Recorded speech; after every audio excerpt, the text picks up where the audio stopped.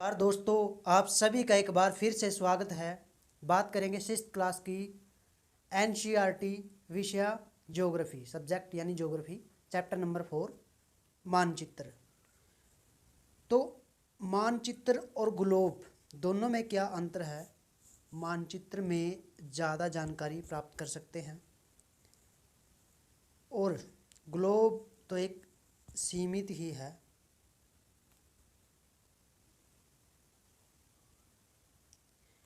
आप पिछले अध्याय में ग्लोब के महत्व के बारे में पढ़ चुके हैं। ग्लोब के अध्ययन की कुछ सीमाएं होती हैं। जब हम पूरी पृथ्वी का अध्ययन करना चाहते हैं तब ग्लोब हमारे लिए काफ़ी उपयोगी साबित होता है। लेकिन जब हम पृथ्वी के केवल एक भाग जैसे अपने देश, राज्यों, जिला और शहरों के गांव के अध्ययन के बारे में अध्ययन करना चाहते हैं तो यह हमारे लिए उतना उपयोगी साबित नहीं होता।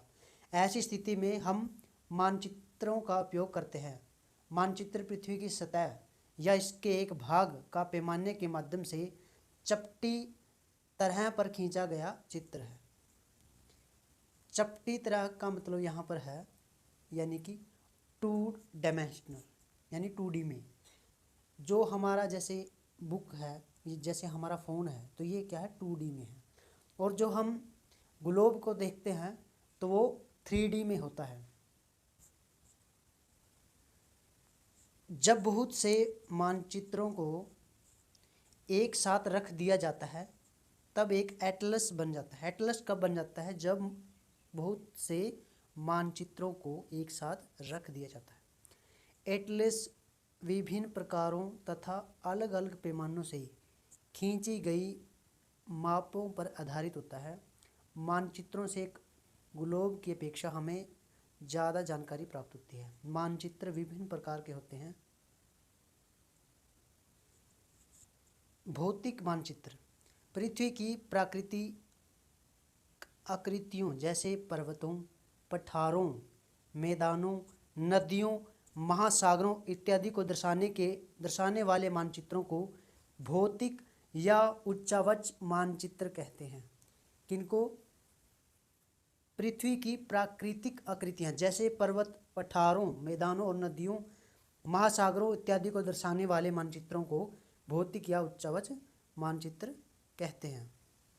राजनीतिक मानचित्र क्या है? जैसे राज्य हो गए या नगर या शहर, गांव और विश्व के विभिन्न देशों व राज्यों तथा उनकी सीमाओं को दर्शाने वाले मानचित्र को क्या कहते हैं? राजनीतिक मानचित्र कहते हैं। बात करते हैं थीमेटिक मानचित्र की। कुछ मानचित्र विशेष जानकारियां प्रदान करते हैं जैसे सड़क मानचित्र, वर्षा मानचित्र, वन तथा उद्योगों आदि के वितरण दर्शाने वाले मानचित्र इत्यादि। इस प्रकार के मानचित्र को थीमेटिक मानचित्र कहते हैं। तो थीमेटिक मानचित्र किसे कहते हैं? जिसमें हम सड़क को, वर्षा या वन उद्योगों आदि को दर्शाने के लिए करते हैं, क्या कहते हैं? थीमेटिक मानचित्र कहते हैं। अब मानचित्र के कितने घटक हैं? तो 3 घटक है। कितने घटक हैं? 3। दूरी, दिशा और प्रतीक। दूरी, दिशा और प्रतीक। तो दूरी क्या है?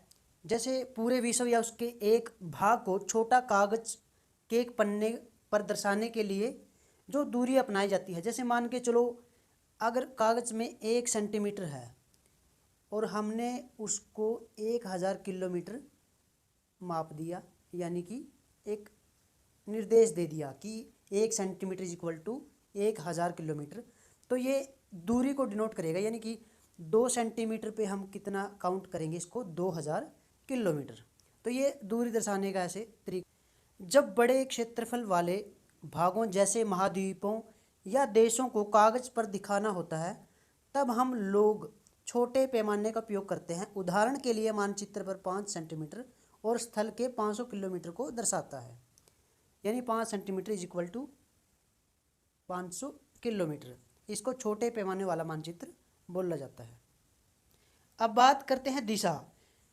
दिशा अधिकतर मानचित्रों के ऊपर दाहिनी तरफ तीर का निशान बना होता है जिसके ऊपर अक्षर लिखा होता है, यानी कि ऊ। ऊ का मतलब उत्तर दिशा। यह तीर का निशान उत्तर दिशा को दर्शाता है और उत्तर रेखा कहा जाता है। क्या कहा जाता है? उत्तर रेखा। जब आप उत्तर के बारे में जानते हैं तब आप दूसरी दिशाओं जैसे पूर्व, पश्चिम तथा दक्षिण के बारे में पता लगा सकते हैं। 4 मुख्य दिशाओं वाले उत्तर, दक्षिण, पूर्व और पश्चिम को दिखाया गया है, तो इन्हें क्या बोलते हैं? प्रधान दिग्बिंदु कहे जाते हैं।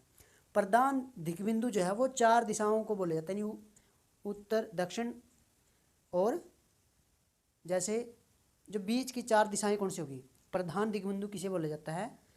उत्तर, दक्षिण, पूर्व और पश्चिम। उत्तर, दक्षिण, पूर्व और पश्चिम को प्रधान दिग्बिंदु कहा जाता है। और इनके बीच में भी 4 दिशाएं, वैसे तो मुख्य तो 4 है लेकिन इनके बीच में भी होगा, जैसे ये दिशाएं हैं तो इनके बीच में भी क्या होगी? दिशाएं होगी। बात करते हैं दिक्सूचक की, यानी कि कंपास की। तो कंपास आपको पता है कि उत्तर और दक्षिण दिशा में ठहरता है। ये दिक्सूचक की सहायता से किसी स्थान की दिशा का पता लगा सकते हैं। यह एक यंत्र है जिसकी सहायता से मुख्य दिशाओं का पता लगाया जाता है। इसकी चुंबकीय सुई दिशा हमेशा उत्तर दक्षिण दिशा में होती है। अब बात करते हैं प्रतीक। तो यह किसी भी मानचित्र का तीसरा मुख्य घटक है। पहले 2 कौन से? एक तो दूरी हो गया और एक दिशा हो गया। अब तीसरा क्या है? प्रतीक। तो किसी भी मानचित्र पर वास्तविक आकार एवं प्रकार में विभिन्न आकृतियां जैसे भवन, सड़कों, पुल, वृक्षों, रेल की पटरियां और कुएं को दिखाना संभव नहीं होता, इसलिए वे निश्चित अक्षरों, छायों और रंगों, चित्रों तथा रेखाओं का उपयोग करके दर्शाए जाते हैं। ये प्रतीक कम स्थान में अधिक जानकारी प्रदान करते हैं। इन प्रतीकों के इस्तेमाल के द्वारा मानचित्र को आसानी से खींचा जा सकता है तथा इसका अध्ययन करना आसान होता है। अगर आप एक क्षेत्र की भाषा को नहीं जानते तथा आप किसी से दिशाओं के बारे में नहीं पूछ सकते, तब आप इन चिन्हों की सहायता ले सकते हैं। जैसे रेलवे लाइन को दिखाना है तो बड़ी रेलवे लाइन के लिए ये निशान हो गया थोड़ा, और मीटर लाइन रेलवे स्टेशन, तो ये ऊपर वाली देख रहे हो ये रेलवे लाइन को दर्शाता है। जैसे सड़कें हैं, पक्की सड़कों के लिए ये निशान है और कच्ची के लिए ये। सीमा अंतर्राष्ट्रीय और राज्य और जिला के लिए, अगर अंतर्राष्ट्रीय सीमा है तो ऐसा निशान होगा और राज्य के लिए थोड़ा इससे कम होगा और जिले में बिल्कुल स्पेस सा होगा। नदी को ऐसे दर्शाया गया है और कुएं को एक सर्कल के रूप में दर्शाया गया है, ब्लैक का जो सर्कल है, और ये तालाब का निशान है। और नहर के लिए है और जो पुल है वो ये, जैसे मंदिर, गिरजाघर, तो ये निशान हो गए। पोस्ट ऑफिस को क्या पीओ लिखा होता है।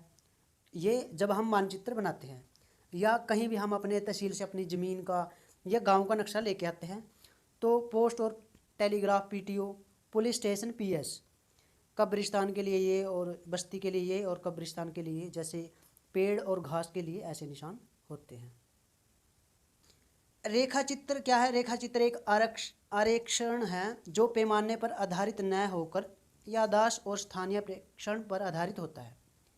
कभी कभी किसी क्षेत्र के कच्चे आरेखण की आवश्यकता वहाँ एक स्थान से दूसरे स्थान के सापेक्ष दिखाने के लिए होता है। मान लीजिए आप अपने मित्र के घर जाना चाहते हैं लेकिन आपको रास्ते की जानकारी नहीं है, तो आपका मित्र अपने घर के रास्ते को बताने के लिए एक कच्चा आरेखण बना लेता है।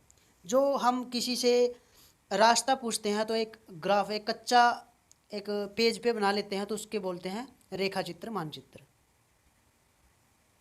खाका क्या है? तो खाका एक छोटे क्षेत्र का बड़े पैमाने पर खींचा गया रेखा चित्र क्या है? खाका है। तो मानचित्र के 3 घटक कौन से हैं? तो दूरी, दिशा और प्रतीक। कौन से हैं? दूरी, दिशा और प्रतीक। प्रधान दिग्बिंदु कौन से हैं? तो 4 दिशाएं होगी, जैसे उत्तर, पूर्व, पश्चिम, दक्षिण, ये दिशाएं क्या होगी? तो ये प्रधान दिग्बिंदु होगी। मानचित्र के पैमाने से आप क्या समझते हैं? तो वास्तविक दूरी तथा मानचित्र पर दिखाई गई दूरी का क्या अनुपात है? क्या है? अनुपात है या रेशो है। ग्लोब की अपेक्षा मानचित्र अधिक सहायक होते हैं, क्यों? क्योंकि ग्लोब पे हम अपना राज्य और शहर नहीं दे सकते, उसके लिए बहुत बड़ा, यानी कि, और जो मानचित्र है उस पर ज़्यादा जानकारी उपलब्ध होती है और डिटेल में होती है, तो इसके लिए सहायक होते हैं। मानचित्र और खाका के बीच अंतर क्या है? तो मानचित्र देख ही लिया आपने, जो एक प्रैक्टिकल होता है, और खाका तो हम वैसे ही बना लेते हैं। कौन सा मानचित्र विस्तृत जानकारी देता है? तो जो बड़े पैमाने वाला है वो मानचित्र वो करता है। वृक्षों के वितरण को दिखाने के वाले मानचित्र कौन सा है तो थीमेटिक मानचित्र। थीमेटिक मानचित्र वृक्षों को दिखाता है। नीले रंग का इस्तेमाल जलाशयों के लिए किया जाता है। और दिक्सूचक का उपयोग किसके लिए किया जाता है तो मुख्य दिशा का पता लगाने के लिए किया जाता है। और पैमाना आवश्यक है, किसके लिए है तो ये मानचित्र के लिए आवश्यक है। थैंक यू दोस्तों।